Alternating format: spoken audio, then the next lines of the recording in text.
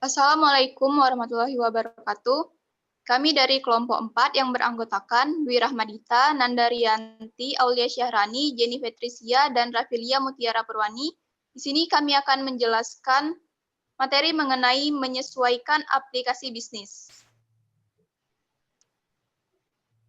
Sebagian besar organisasi memerlukan kasus bisnis, di mana sebanyak mungkin aspek diharapkan diekspresikan secara finansial dan memiliki gerbang dan proses peninjauan untuk menilai investasi pada poin-poin penting dalam siklus hidup.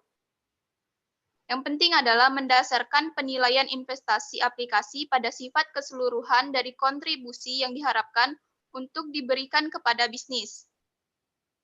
Segmen portofolio aplikasi dapat menawarkan bantuan dalam membuat penilaian seperti itu.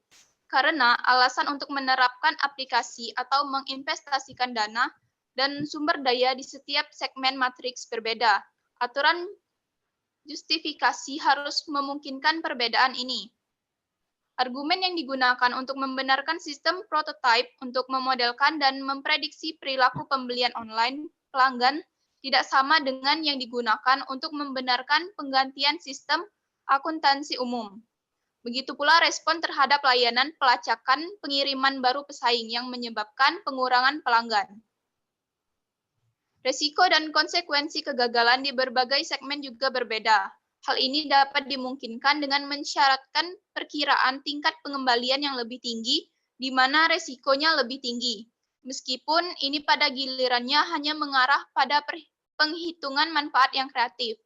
Mungkin lebih baik untuk menganalisis sifat inheren dari resiko dan mengambil tindakan yang tepat untuk menghadapinya. Sejauh mungkin seperti yang di bawah ini merupakan inti dari pendekatan portofolio aplikasi yang menyarankan bahwa yang pertama yaitu kuantifikasi, yaitu justifikasi finansial aplikasi lebih mudah di kuadran operasional dan pendukung utama, di mana sebagian besar aspek aplikasi akan lebih dikenal. Yang kedua yaitu pendekatan tunggal. Untuk pembenaran investasi akan cenderung menghasilkan satu jenis penerapan dengan mengesampingkan jenis yang lain. Argumen ini sangat kuat di mana pendekatan sumber daya yang langka telah diadopsi dan pengembalian finansial murni atas investasi memutuskan prioritas investasi. Dalam skenario seperti itu, aplikasi dukungan akan selalu lebih mudah untuk dijustifikasi secara finansial daripada yang strategis. Selanjutnya akan dijelaskan oleh rekan saya. Baiklah, saya akan menjelaskan salah satu poin utama yang harus dipertimbangkan dalam justifikasi aplikasi di setiap segmen. Support. Tujuan utama dari investasi aplikasi pendukung adalah meningkatkan efisiensi yang semestinya dapat diukur dan diubah menjadi argumen keuangan. Alasan tambahan mungkin berkisar pada keusangan teknologi dan produktivitas staf atau penghematan waktu. Dalam segmen ini adalah wajar untuk mengharapkan potensi manfaat diestimasi sebelum sumber daya dan biaya dikeluarkan untuk mengidentifikasi solusi yang paling ekonomis untuk manfaat yang dapat dicapai. Sekali lagi, jika aplikasi baru bersaing dengan aplikasi lain untuk mendapatkan sumber daya yang terbatas, maka aplikasi pendukung harus menunjukkan keuntungan ekonomi yang baik untuk alokasi sumber daya yang langka tersebut. Namun, jika proyek dapat dilakukan dalam kendali dan anggaran departemen pengguna dan tidak memerlukan sumber daya lain, maka masuk akal bahwa keputusan go or no go dibuat oleh manajemen pengguna lokal. ISIT investasi adalah penggunaan dana alternatif untuk investasi lain secara lokal dan tidak bersaing dengan alternatif penggunaan sumber daya SIIT yang langka. Diharapkan bahwa manajemen pengguna akan mengharapkan kasus ini diperdebatkan secara finansial, tetapi jika tidak, itu adalah tanggung jawab mereka. Singkatnya, dengan asumsi strategi, sumber daya yang langka diadopsi secara terpusat untuk sebagian besar aplikasi pendukung. Alokasi sumber daya apapun harus diperhitungkan, terutama atas dasar ekonomi, yaitu laba atas investasi.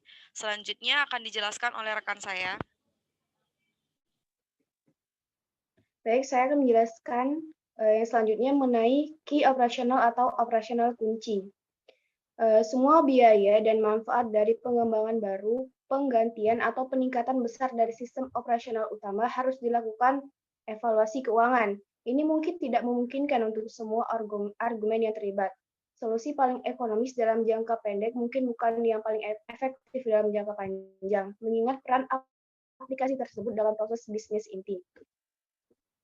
Bisnis dapat mengalami kerugian yang serius jika aplikasi operasional utama gagal atau menjadi tidak memadai dalam hal menyesuaikan dengan kebutuhan bisnis saat aplikasi terus berkembang. Mungkin perlu mengeluarkan lebih banyak uang untuk mencapai solusi yang lebih mudah beradaptasi atau terintegrasi yang tidak hanya memenuhi kebutuhan saat ini secara lebih efektif, tapi juga mempermudah pengembangan aplikasi strategis di masa mendatang. Biasanya ini akan meningkatkan biaya dan membuat biasanya ini akan meningkatkan biaya dan membuat manfaat keseluruhan sulit diungkapkan secara finansial. Strategi implementasi yang bekerja paling baik untuk aplikasi operasional utama adalah monopoli, yang menyiratkan kontrol pusat dan pemeriksaan semua aplikasi dan peningkatan. Ini memungkinkan daftar pertanyaan standar untuk dipertimbangkan dalam pembenaran proyek baru. Faktor-faktor yang penting, selain keuntungan ekonomi, baik dari perspektif bisnis atau SITI, dapat diizinkan dan jika perlu diubah seiring waktu. Pendekatan monopoli juga harus menghindari penerapan solusi yang hanya didasarkan pada kemanfaatan ekonomi daripada keuntungan bisnis jangka panjang.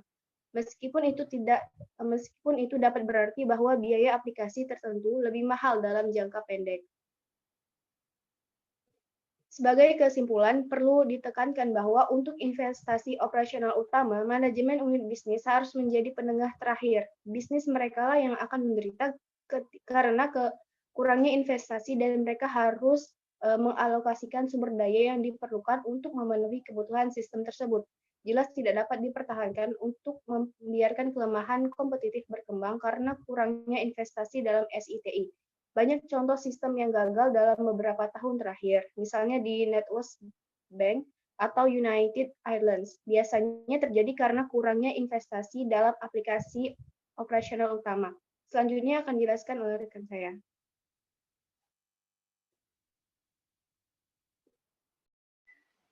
Baiklah, di sini saya akan menjelaskan tentang strategis. Strategis fakta bahwa sebuah aplikasi dianggap strategik menyiratkan bahwa kecuali jika investasi tersebut dibuat, organisasi tidak akan dapat mencapai beberapa aspek dari strategi bisnisnya. Jelaslah penting untuk menghitung biaya investasi dan jika mungkin membuat angka untuk manfaat potensial, bahkan jika laur hanya tentang atau lipatan besaran, bukan estimasi yang cocok untuk penghitungan arus kas yang dibatalkan. Namun, ada beberapa alasan untuk persidangan cenderung tetap non-keuangan, dinyatakan sebagai peluang bisnis yang sedang dibuat atau tujuan bisnis yang diterapkan oleh alamat khusus. Strategi yang paling tepat untuk bagian matriks ini adalah perencanaan pusat, di mana peluang dan ancaman SI atau TI dipertimbangkan bersama dengan bisnis, masalah, dan strategis. Karenanya, sebuah aplikasi akan menerima keputusan go atau no-go berdasarkan seberapa langsung hal itu berkaitan dengan tujuan bisnis dan strategi tertentu.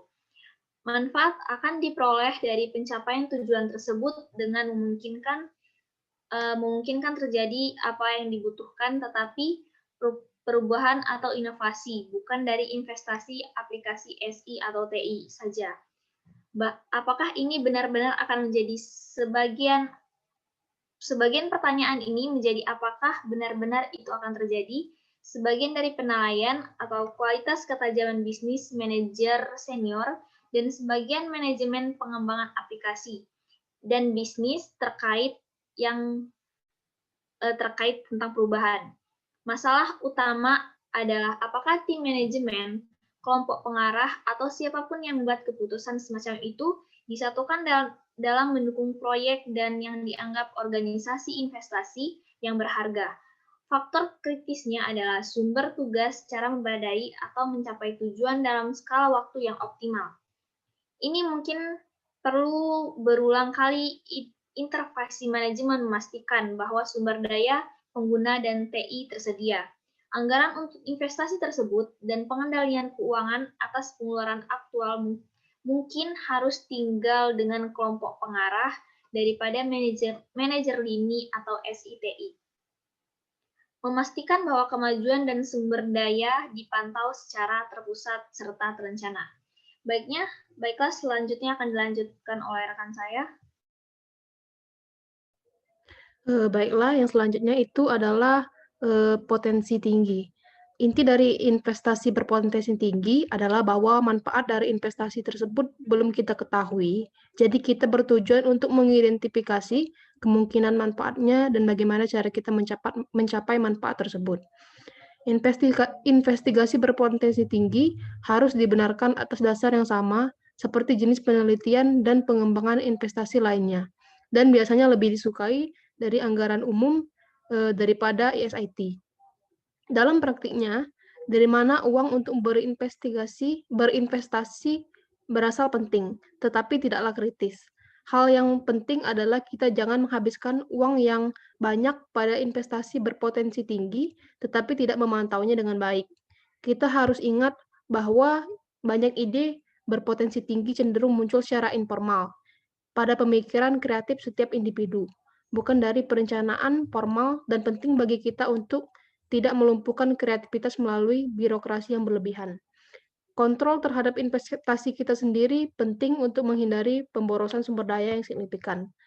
Gagasan tentang produk juara bertanggung jawab atas proyek memberikan anggaran berdasarkan kerangka acuan umum yang disetujui untuk memberikan sebuah hasil adalah cara paling efektif untuk memulai dan mengelola tahap berpotensi tinggi dalam siklus kehidupan aplikasi.